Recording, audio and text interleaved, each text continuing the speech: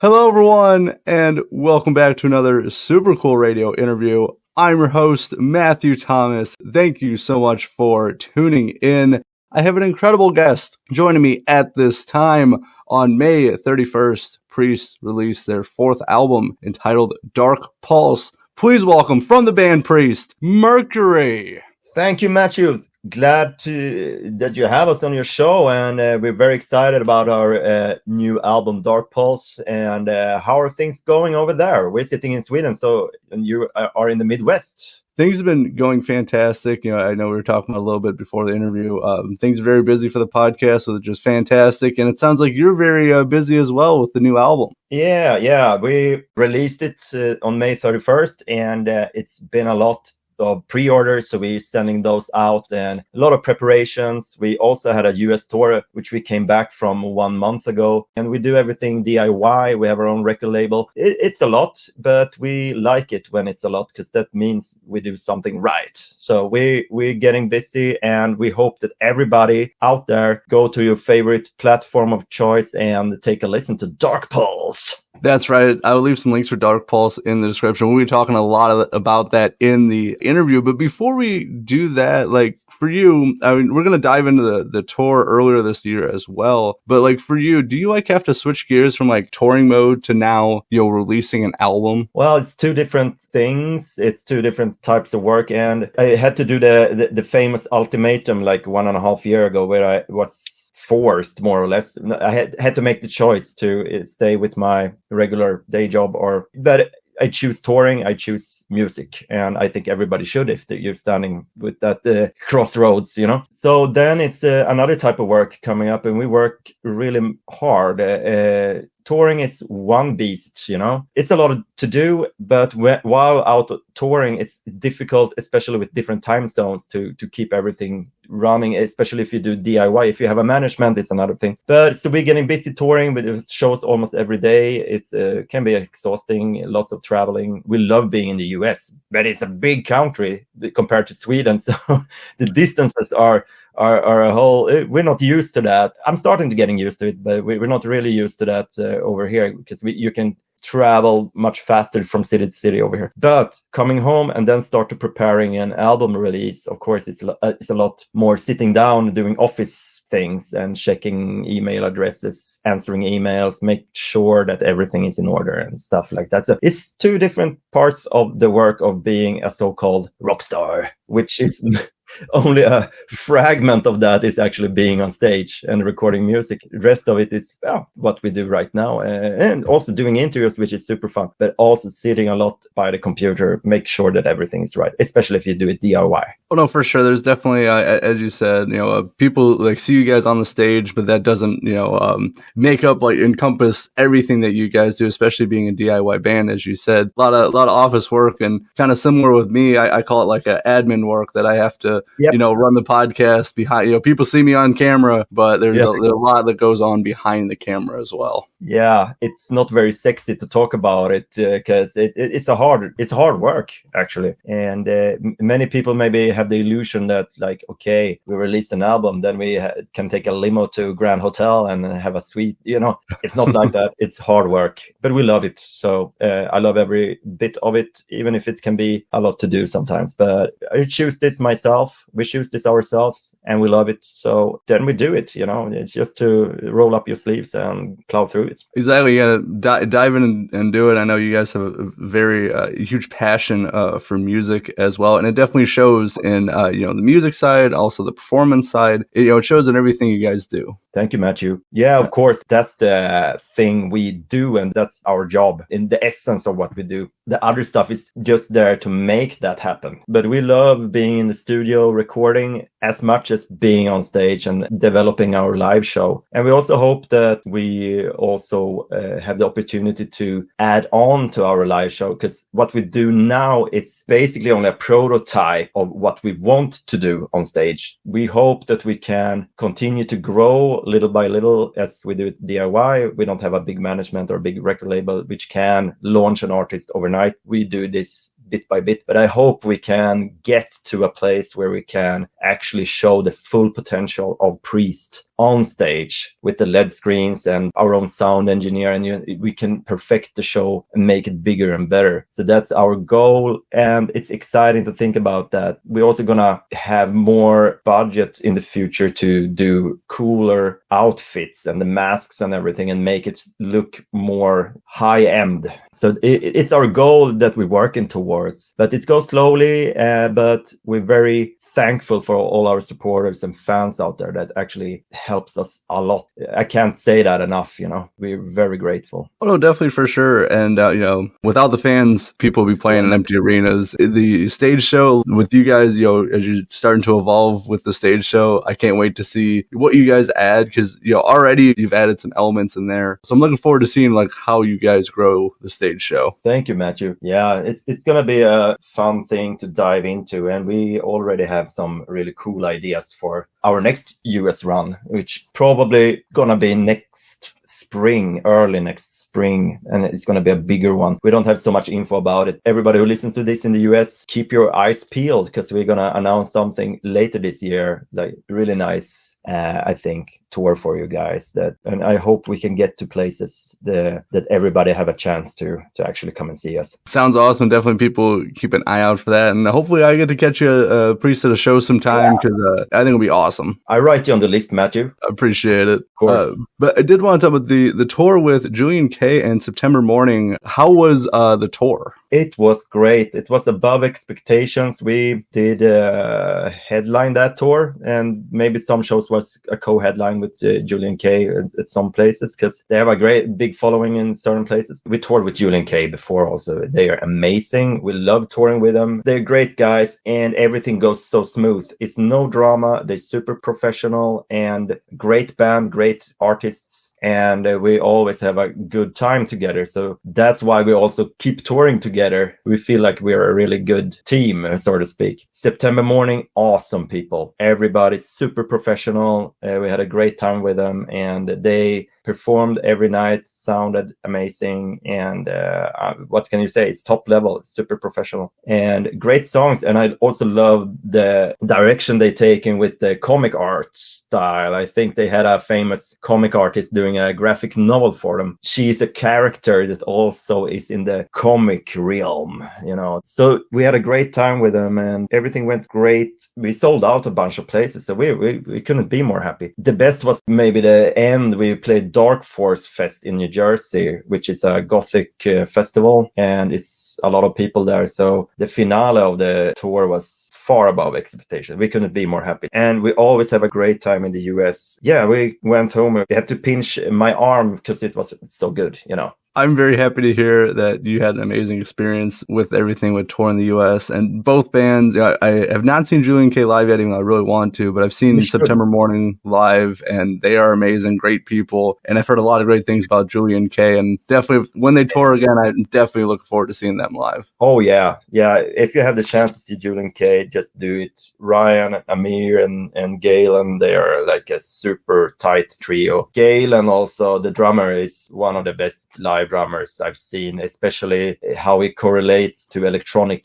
industrial style, which Julian K have. It's just sounding and looking great. And we also have like a similar theme. We're diving into a little cyberpunk stuff, and they are too. So we felt like we are a good match, when we're touring. With that said, we should also look into other bands to tour with, but we always gonna have Julian K as an talk to each other and see, are you doing something, or so we're always gonna keep our doors open to each other, and we have a mutual. We maybe also gonna come over and maybe record something together with them. So we maybe do a split, or maybe we do a featuring on their upcoming album, or vice versa. So we have some plans also for us to fly over to Long Beach and maybe work in their studio a little bit. It's too early to say, but something's gonna happen. That sounds amazing. I think a split or just a feature, anything, Priest and Julian K would sound fantastic. You guys, similar kind of styles, but you have your own unique elements to it, and it just blends so well. Thank you. Yeah, because Julian K, of course, American band out of Long Beach, and we're from Sweden. So, of course, we have a different views of how we write chord progressions and melodies. But I think it's an interesting thing to actually try to match that, because I think in many cases,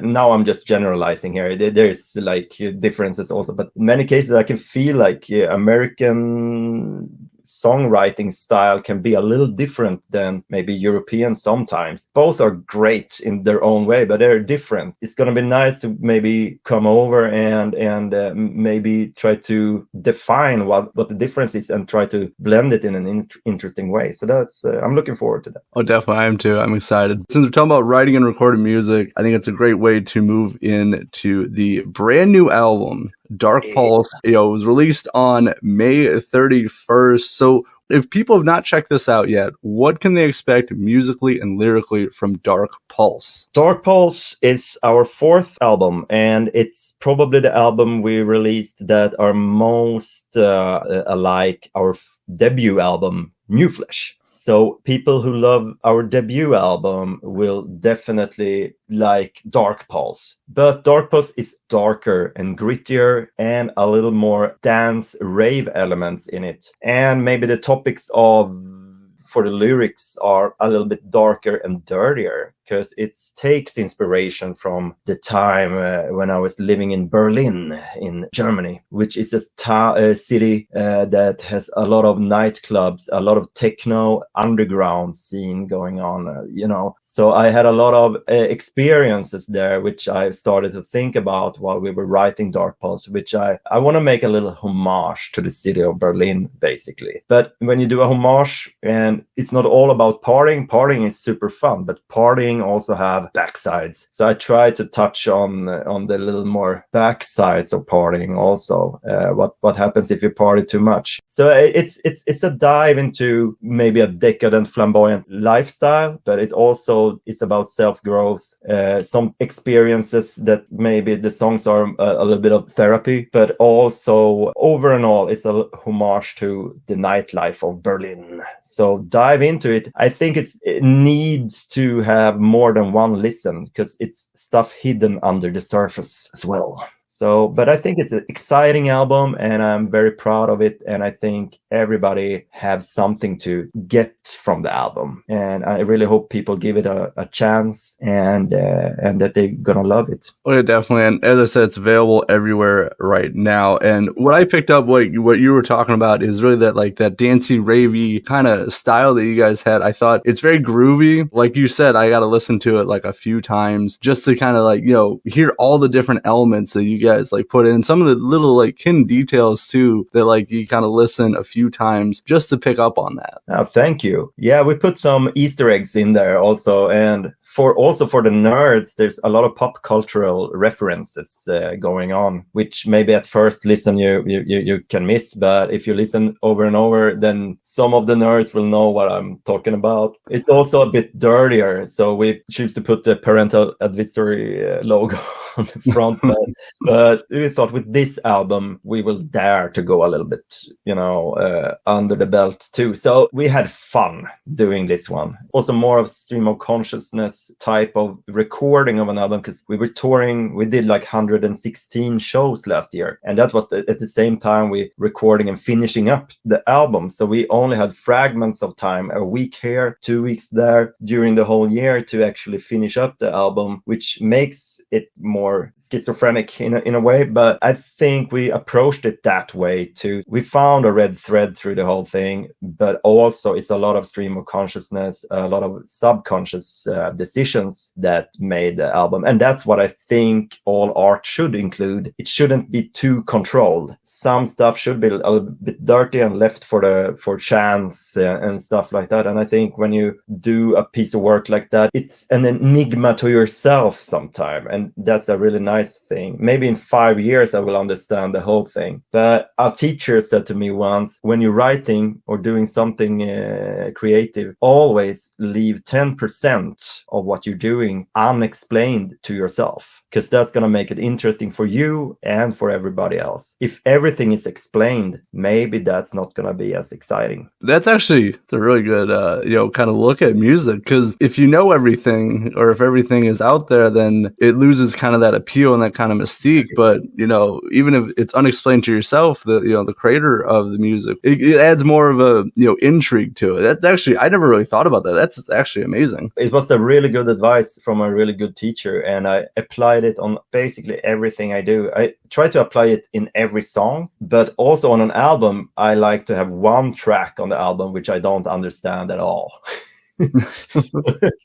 But the funny thing is that song can be the song that 5 years later you listen to it and then, oh, I get it. It came from my subconsciousness back in the 5 years ago. And now I get it. I know what I was trying to say here. So later on in life, maybe you will get the explanation, for it, but it wasn't there when you created it. But it comes from you, right? So something's there, but you don't really know what yet. So I think it's a fun way to work with. That's my advice to everybody that listens also. If you do that, it's going to be a little more interesting. It's not fun to write everything on the nose on your listener, It's not fun for the listener, and I don't think it's fun for the creator either. So I think leave a little bit of chance in there, a little bit of subconscious decisions. Also, believe in yourself. If you take a decision like that, it's important that you trust your gut feeling, trust yourself. If your brain went that way with that decision, just trust yourself. And let it be there, let it stay there, Kind of going along with that, I'm curious though, when you're making a song, creating a song like that, where you're not really sure the direction of it, you're not really sure about the song itself, how do you go about finishing the process for that, even if you don't understand everything? I think Ernest Hemingway said once, I read a quote from him, he said write when you're drunk and edit when you're sober. And I think that's something, not that I'm drunk when I'm writing, but sometimes maybe, but be free in your mind. We all have the inner judge in ourselves, right? But if you let your judge be up front in the creative process, earlier in the creative process, maybe you will be afraid of making certain choices. So I think your inner judge is important, but tell that inner judge to take a little break when you're starting out. So you get a big chunk of material, maybe a big lump of clay or whatever, before you can start molding it. So you get everything there, you have all your inspiration there. Maybe it's a chaos, Then when you have that, then you knock on the door for your judge to come out, and then the judge come and start to be criticizing what you have in front of you. And that's the good part, because the judge should be invited in the last part when you're finishing up your project or your song or your painting or whatever. That's my approach, at least. I try to have fun and play first, have the child going, but then I need the super strict, very critical inner judge that I bring out in the later part of the process. That's a really interesting and unique, kind of a sometimes unique look at the creative process of kind of don't judge what you're making right now. There'll be time in the process for that. But I think some people kind of get stuck on, oh, it's going to sound like this, or they put constraints on themselves right away. And, it sounds like for you, we're going to do that later, but let's get out the ideas and just how you're feeling and the music first. Maybe you can compare it to movie making when you shooting a movie. Not that I have shot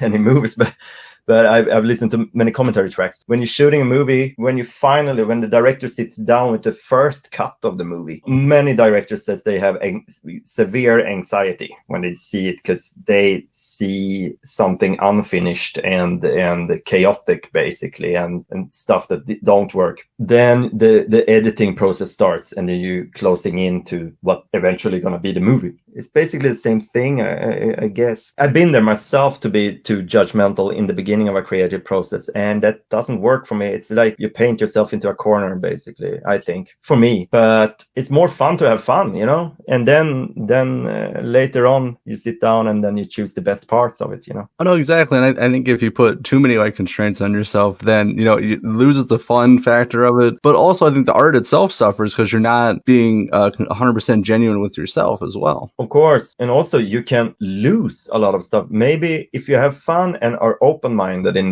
the beginning of the creative process, when you're writing a song or a lyric, then you will have a larger amount of ideas on your spreadsheet, so to speak, which you wouldn't have if you were too constrained in the beginning. I think that also can hurt, as you said, that can hurt your inspiration. Maybe you wouldn't come to that conclusion if you were too constrained. It may be the freer mind goes places where you wouldn't have even touched if you had more of a tunnel vision what you want to do, you know. I think it's always better to be free, because then you have make room for all your ideas. There's also a saying that I like. Most of the stuff I write, at least, it's not good. It's pretty much shit, you know. But there's like a 5-10% of what I write is actually nice. So I see the writing, it's like, you know, fertilizer. If you write enough fertilizer, there's gonna be a sprout coming up somewhere. And maybe that sprout is a 4-leaf clover, you know? Oh, no, for sure. And, you know, like with that, if you don't continue to like kind of push yourself and kind of just, you know, write in general, then you're not going to find that fertilizer. You have to keep constantly kind of doing it. So I'm curious if like, you know, work that you kind of scrap versus like work that you build on and make songs, like what's kind of the ratio from like songs that didn't make it, like you didn't like, versus songs that like, you know, make it onto an album? I think that's where your instinct or gut feeling comes in, because if something doesn't feel right, or if you feel a little bit of cringe, or, you know, if you're very open to what you feel when you see it or read it or hear it, I go for, like, I have a very easy setup for that. If I feel cringe, I make sure that my cringe feeling is not going to be there, because then I'm going to take something away or change it until I'm not cringing anymore. And if I can listen to one song that I've done and not feeling any cringe, then it's done. I like that, because you have to, if it doesn't feel right to you, then there's no point in forcing it. That's kind of good. You got to go with like the vibe of the song and how you're feeling. I think it's a good way to kind of, you know, weed out like, you know, what I like versus like what is cringe and stuff. Because if you don't like it, then, you know, how are, you know, other people going to like it if you can't like it first? Exactly. And I think also if you write not for yourself, if you think you're writing for somebody else or another audience and you're not writing for yourself, it's like, of course you can have some audience in mind and stuff like that. Also, like, okay, I want to make a gothic Christmas song or whatever. So you can have a topic, but in the end it's your taste and what you like that's have to determine. And also, if I think of the live show or whatever, what do I want to see on stage if I were in the audience? So then you make music for an audience, but that audience is yourself, basically, I think. But also, with that said, it's not good to just write for us. I think we're human beings and we love to connect with each other. So it should be some universal connections in there as well, which I'm trying to add in. Otherwise, it can be too much in your own mind too, which I tried also, and that failed also. So I went too much of that as well. So I try to have a little blend of it all. Some decisions are made by, okay, this is what works in regular pop music, and I can use that, you know. But I think it has to be mixed with individual and more narrow stuff that are closer to the one that writes. Now I'm just rambling here. I don't know what the right but it's a searching. It should be fun for yourself. It should be fun to create. You should feel like it comes from within you, you know. Exactly. We're going to move on. I got one more topic I did want to discuss before we close out this interview. And this is the artwork of Priest. I love like all of like the album artwork, you know, your t-shirt, like all of the stuff, the visual stuff you guys have look amazing. So like, how does the artwork for Priest like come about? We have a close relationship with several of the artists we work with. And one artist, Greta Helling, she does a lot of t-shirt and also done some digital artwork for us, which is super talented. And we have another guy, also Swedish in this case, also called Cyber Nosferatu on social media. Amazing artist as well. He also done concept art. I saw a RoboCop documentary the other day, and he's in that. His art is more like pop cultural. He always uses, almost always uses movies like and do characters like Batman, Stay Puft guy from Ghostbusters, or you know, we just handpick people that we think are very talented. It goes along good with our style of music, and we have a conversation ongoing for different artworks, and we are in discussion for our next album as well with Cyber Nosferatu, which is going to be a more elaborate and more epic cover basically, and it's going to be more detail. There's also there, when you see something you like and you have a good gut feeling about it, then that's a green light for me. Then you contact the person and see if they're interested in collaborate with you, and we're lucky enough to be collaborating with those people we asked, except one guy, but I'm gonna contact that guy again. So, and it's a great American comic artist called Jeff Darrow, and I've been in contact with him 2 times. One time I don't think we matched his budget because didn't have any money. The second time he was working on a movie, and that was Matrix 4, because he did the concept art for Matrix and stuff. But I said to him, I'm gonna contact you again at some point, and in my dreams he will make a cover one day for us too. I hope that works out, because I think it would be amazing. Kind of your, you know, the Priest style and his style combined, I think will look incredible. I'm getting goosebumps when I think about it. I'm definitely going to contact him again and see if he's have the time. And now I actually think we can match his budget too. So I think 3rd time will be the right time for this. I'm going to contact him again and see what he says this time. Right on. Well, I hope all of that works out for you guys.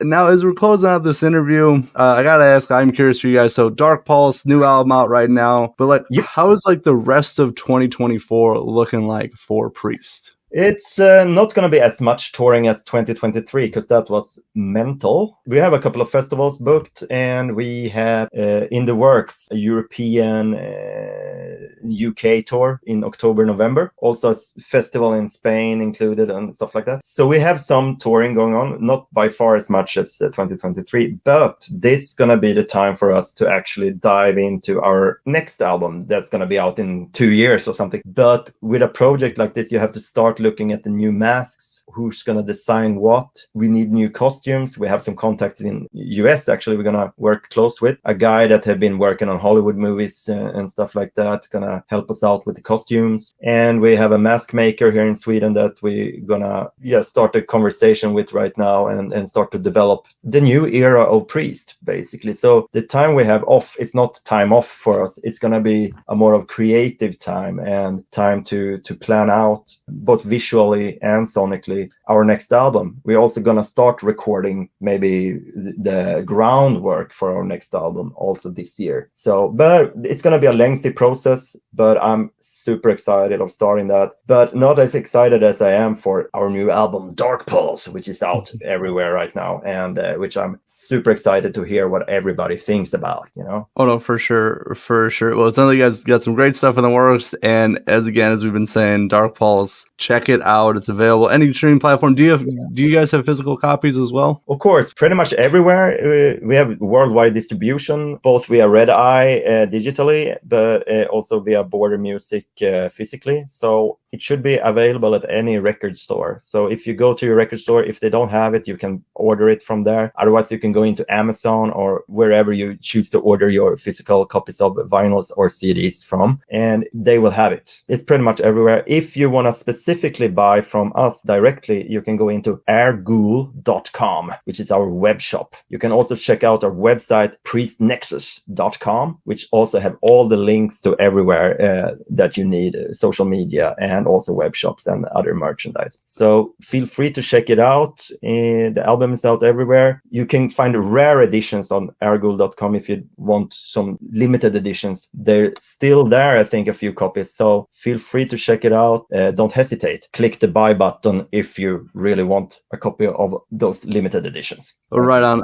I'll leave the links for the merchandise and Priest in the description. Please check out and support this awesome band. If they come to an area near you, make sure to see them live as well. But Mercury, thank you so much for stopping by Super Cool Radio. I had a fantastic time hanging out with you. Thank you, Matthew, and likewise, a fantastic time, and hopefully you will have me back next time. I'm looking forward to it, and hey, maybe I'll catch you at a show sometime as well. Please let us know beforehand, and we put you on the list, and it would be great to see you in person as well. Thank you. I really appreciate it. And thank you, everyone, for watching and listening to this episode of Super Cool Radio. For Mercury of Priest, I'm your host, as always, Matthew Thomas. Thank you so much for watching and listening to Super Cool Radio. And remember, stay frosty.